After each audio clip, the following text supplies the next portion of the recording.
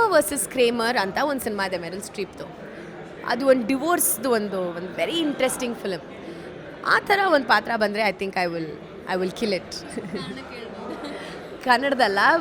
ಕನ್ನಡದಲ್ಲಿ ಓ ಕ್ರೇಮರ್ ವರ್ಸಸ್ ಕ್ರೇಮರ್ ನನಗದು ಬಹಳ ಕಾಂಪ್ಲೆಕ್ಸ್ ಅನಿಸುತ್ತೆ. ನನಗೆ ಆ ಕ್ಯಾರೆಕ್ಟರ್ ತುಂಬ ಲೇಯರ್ಸ್ ಇದೆ, ಆ ಕ್ಯಾರೆಕ್ಟ್ರಲ್ಲಿ ತುಂಬ ಡೆಪ್ತ್ ಇದೆ ಆ ಕ್ಯಾರೆಕ್ಟ್ರಲ್ಲಿ ಅಂತ ಅನಿಸುತ್ತೆ.